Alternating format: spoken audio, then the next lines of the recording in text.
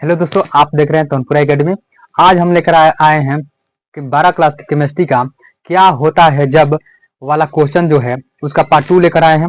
आज आप लोगों के सामने है, देखिए ये क्वेश्चन पार्ट 2 है। ये क्वेश्चन है कि मेथिल आयोडाइड की अभिक्रिया केसीएन विलयन से होती है। केसीएन विलयन मतलब होता है कि पोटेशियम साइनाइड के साथ। ये क्या है कि मेथिल आयोडाइड की अभिक्रिया किसे कराना है? केसीएन।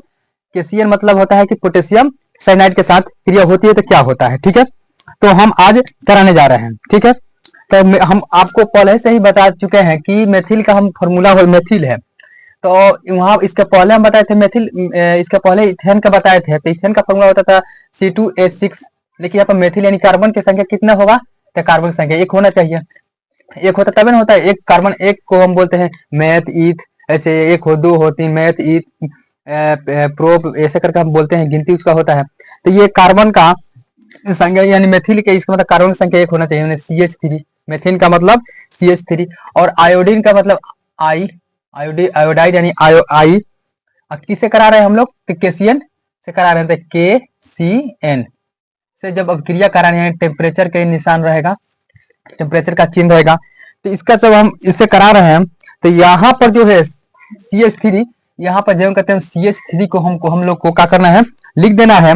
और इसमें जो है केसीएन, केसीएन में जो C है उसको हम क्या करेंगे कि सिंगल बॉन्ड C, यहाँ पर ट्रिपल बॉन्ड लग जाएगा। ये क्या होता है कि जो साइनाइड है वो ट्रिपल बॉन्ड के साथ रहता है। ये क्या है? CN हो गया ट्रिपल बॉन्ड प्लस KI, ये पोटेशियम आयोडाइड बाहर हो जाएगी। यहाँ पोटेशियम आयोडाइड का होगा बाहर हो जाएगा। ठीक है, और ये साथ में रहता है, यानी ये जो है नाइट्रोजन है यानी N है, N के साथ ट्रिपल बॉन्ड साथ में रहता है, N के साथ ट्रिपल बॉन्ड रहता है। ठीक है, साथ में जुड़ जाता है, N जहाँ रहेगा वहां पर ट्रिपल बॉन्ड जुड़ जाता है। ठीक है, तो ये पहला हम लोग का समीकरण है, मेथिल आयोडाइड की अभिक्रिया केसीएन विलयन से होती है तो क्या होता है। ठीक है, तो ये पहला हम लोग का समीकरण है, अभिक्रिया जो है, पहला जो अभिक्रिया है, सॉरी रिएक्शन, समीकरण बोल रहे हैं, रिएक्शन जो पहला है उसका ये कंप्लीट हुआ है। ठीक है, ये दूसरा देखिए, दूसरा रिएक्शन क्या है कि मेथिल एल्कोहल को अमोनिया के साथ अमोनिया के साथ क्रिया कराया जाता है। मेथिल एल्कोहल को अमोनिया के साथ क्या होता है? क्रिया कराया जाता है। ठीक है, तो मेथिल एल्कोहल, तो मेथिल का फॉर्मूला आप लोग को पता ही है कि CH3 और एल्कोहल लगाए यानी OH, एल्कोहल लगाए तो क्या होगा? OH। और किसके साथ हो रहा है? तो अमोनिया के साथ यानी प्लस NH3। अमोनिया का फॉर्मूला NH3 होता है। अब इसके साथ तो जब होगा अभिक्रिया तो देखिए इसमें क्या होता है कि यहाँ से OH, यहाँ से OH, यहाँ से एक H निकल जाएगा, यहाँ से OH निकल जाएगा, यहाँ से एक H निकल जाएगा। ठीक है, तो यह क्या होगा? यहाँ पर H2O हो जाएगा यानी जल यहाँ पर जो जल है क्या होगा? H2O यानी बाहर निकल जाएगा, जल वाष्प बनकर बाहर निकल जाएगा। अब लोग का हम लोग का बच क्या रहा है? तो यहाँ पर हम लोग का बच रहा है CH3 बच रहा है। फिर अभी यहाँ पर हम लोग का बच रहा है तो NH2 बच रहा है, यहाँ पर NH2 बच रहा है। जो बच रहा है उसको लिख देंगे। जब भी कोई अभिक्रिया होती है उसमें अगर हाइड्रोजन हो ऑक्सीजन हो तो दोनों का होता है गैस के रूप में वो बाहर निकल जाता है। जब हम लोग गर्म करेंगे तो उसको क्या होता है? वो बाहर निकल ही जाएगा। तो यहाँ से OH यानी निकल गया, यहाँ से एक H निकल गया, तो यहाँ H2O हो रहा है यानी जल, ये बाहर निकल गया, जल जो है बाहर निकल गया। हम लोग का क्या बचा? तो CH3 और सिंगल बॉन्ड NH2 बच गया हम लोग का। ठीक है, तो हम लोग का समीकरण सॉरी ये जो था हम लोग का रिएक्शन 7वां था, ये 8वां था रिएक्शन। तो 7वां और 8वां रिएक्शन कंप्लीट हुआ। ठीक है, और इसके पहले हम पार्ट 1 लेकर आए थे जिसमें हम 6 रिएक्शन पढ़ा चुके हैं, 6 रिएक्शन पढ़ा चुके हैं, और ये 7 और 8 रिएक्शन अभी ये कंप्लीट हुआ। ठीक है, अब देखिए यहाँ पर क्वेश्चन नंबर 9 और ये क्वेश्चन नंबर 10। ठीक है, तो क्वेश्चन नंबर 9 में देखिए, क्वेश्चन नंबर 9 बोल रहा है क्या कि गन्ने को शक्कर के घोल को तनु H2SO4 के साथ उबला जाता है, तनु H2SO4 के साथ उबला जाता है तो क्या होता है। ठीक है, तो इसको हम समीकरण इसको लिखेंगे पहले। तो गन्ने यानी गन्ने को शक्कर के यानी इसका फॉर्मूला क्या होता है? तो C12 S22 और O11 किससे कर रहे हैं? घोल है, तनु घोल। ठीक है, ये जल के साथ इसका करेंगे, घोल है, जल का घोल है, उसके साथ इसका अभिक्रिया करेंगे। ठीक है, और किसके उपस्थिति में है? जल अपघट, यहाँ पर जल का अपघटन होगा, लिखेंगे जल अपघटन, अपघटन, जल अपघटन यहाँ पर लिखना जरूरी है। जल अपघटन किसकी उपस्थिति में हो रहा है? तो तनु H2SO4 की उपस्थिति में, तनु H2SO4 की उपस्थिति में क्या हो रहा है कि हो रहा है। ठीक है, तो अब यहाँ पर ये टूटेगा दो भाग में, ये यहाँ पर ये दो भाग में टूटने वाला है। ये C12 H22 और O11 जो है ये दो भाग में टूटेगा यहाँ पर। ठीक है, आइए किसके उपस्थिति में हो रहा है अभिक्रिया? तो ये अभिक्रिया जो हो रहा है H2SO4 की उपस्थिति में हो रहा है। ठीक है, तनु H2SO4 यानी सल्फ्यूरिक अम्ल की उपस्थिति में हो रहा है, जल का अपघटन होगा यहाँ पर। ठीक है, तो ये टूटेगा तो क्या बनेगा यहाँ पर? तो C6H12O11 ये दो बार ये टूट जाएगा, C6H22O11 ये टूट गया। ठीक है, तो ये दोनों अलग अलग है, ये नहीं कि ये दोनों का नाम एक ही है, नहीं, दोनों का नाम अलग अलग हो जाएगा। ये हो जाएगा ग्लूकोज, ये ग्लूकोज हो जाएगा, ये ग्लूकोज हो जाएगा, ग्लूकोज, ये ग्लूकोज, सॉरी ग्लूकोज, ये ग्लूकोज हो जाएगा। और ये हो जाएगा ये हो जाएगा फ्रक्टोज, फ्रक्टोज, ये फ्रक्टोज हो जाएगा, ये हो जाएगा फ्रक्टोज। ये दोनों का फॉर्मूला है। ठीक है, तो ये क्वेश्चन नंबर जो 9 है, यानी इसका जो क्वेश्चन नंबर 9 का जो अभिक्रिया है ये हो गया कंप्लीट। ठीक है, अब 10 में देखिए क्या कह रहा है। 10 में कह रहा है कि एसिटिक अम्ल की अभिक्रिया सांद्र H2SO4 को 4 के उपस्थिति में एथिल एल्कोहल से होती है। ठीक है, तो इसका 10 नंबर का होगा क्या? देखिए अब 10 नंबर का करेंगे। ठीक, एसिटिक अम्ल क्या है? तो एसिटिक अम्ल का फॉर्मूला लिखेंगे। एसिटिक अम्ल और सांद्र किसके उपस्थिति में? सांद्र H2SO4 की उपस्थिति में एथिल एल्कोहल के साथ हो रहा है, एथिल एल्कोहल के साथ हो रहा है। तो इसका पहले लिख ले।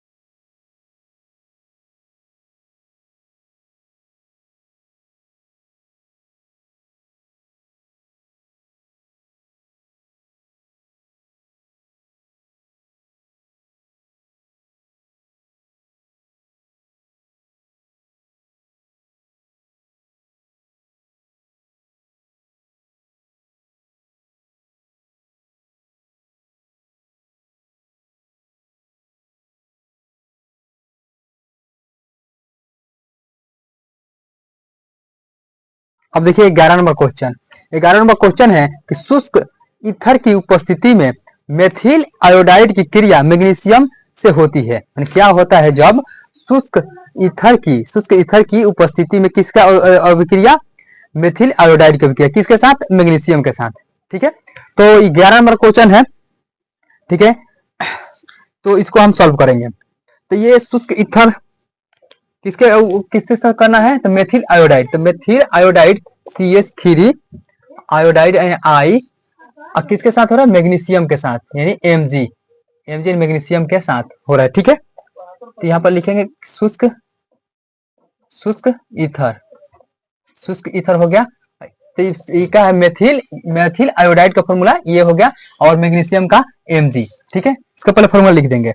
और उसके बाद क्या हो रहा है कि यहाँ पर क्या हो जाएगा कि जो क्या मेथिल है ये निकल आएगा, बाहर आ जाएगा मेथिल मेथिल बाहर आ गया। उसके बाद क्या हो जाएगा, इसके ये सिंगल बॉन्ड के साथ Mg यानी मैग्नीशियम और आयोडाइड ये अलग हो जाएगा। ठीक है, तो ये हम लोग का, इसको हम बोलते हैं, इस अभिक्रिया को बोलते हैं ग्रिग्नार्ड अभिक्रिया। इसी को ग्रिग्नार्ड अभिक्रिया कहते हैं, अभिकर्मक कहते हैं, सॉरी अभिक्रमक कहते हैं, अभिक्रमक। इस अभिक्रिया को ग्रिग्नार्ड अभिकर्मक कहते हैं। ठीक है, तो ये हम लोग का 11 नंबर जो है शुष्क ईथर का उपस्थिति में किसका कर रहे थे हम लोग, मेथिल आयोडाइड की क्रिया किसे करा थे, मैग्नीशियम के साथ करा रहे थे। तो ठीक है, तो हमारा 11 नंबर जो क्वेश्चन है ये कंप्लीट हुआ। ठीक है, और इसके बाद एक 12 नंबर अभिक्रिया है।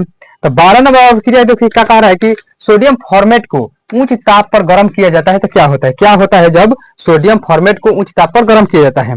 तो इसका पहले हम फॉर्मूला लिखेंगे। तो यहाँ पर हो जाएगा क्या, सोडियम फॉर्मेट को गर्म करें उच्च ताप पर। ठीक है, तो इसका हो जाएगा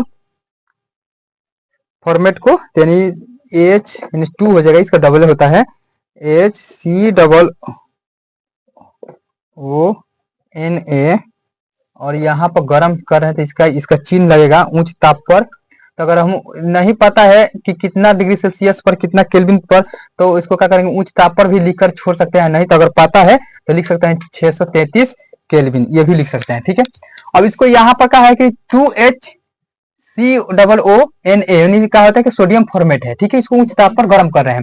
तो इसको हम क्या करेंगे, ये कितना बार है, ये 2 बार है। कितना बार है, ये 2 बार है। तो ये अब सबसे पहले क्या होता है कि यहाँ से H2, ये 2 लगा है, इसका मतलब क्या है कि हाइड्रोजन 2 है, यहाँ पर कार्बन 2, ऑक्सीजन जो है 2 बार है, सोडियम जो है ये 2 बार है। ये 2 लगाने का मतलब है कि इसके बाद जितने भी जितने भी चीजें हैं क्या है, ये 2 बार है इसके बाद। तो इसका मतलब है कि हम लोग का यहाँ से O और ये H2 2 H और यहाँ से एक O यानी ऑक्सीजन निकलेगा तो क्या हो जाएगा, H2O हो जाएगा। क्या हो जाएगा, H2O यानी जल। तो जल तो हमेशा का, तो जब भी अभिक्रिया कराएंगे अगर जल होगा उसमें तो क्या हो जाएगा, हाइड्रोक्साइड यानी वो बाहर हो जाएगा, वाष्प बनकर उड़ जाता है। ठीक है, तो ये पहले ही से ये क्या होगा, टेम्परेचर पर ये बाहर निकल गया। ठीक है, तो हम लोग का बच क्या रहा है, जो बच रहा है उसको लिखेंगे। तो हम लोग का बच रहा है, यहाँ पर क्या बच रहा है कि CONA बच रहा है, लेकिन ये 2 लगा है ना, तो ये 2 बार ना है, तो 2 बार है तो इसको ऐसे इसी में नहीं लिखेंगे, इसके नीचे ऐसे करके हम क्या कर लिखेंगे, COONA ऐसे करके लिखेंगे। और ये हम लोग का 12 का हो गया, 12 क्वेश्चन ये कंप्लीट हो गया।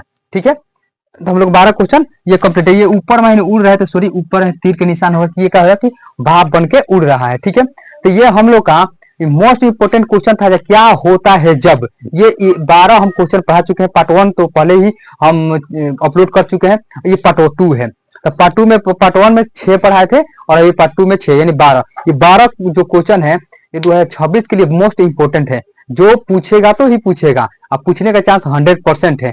ठीक है, तो आप लोग इसको देखिए और देखने के बाद लाइक करिए, कमेंट करिए और चैनल को सब्सक्राइब करिए।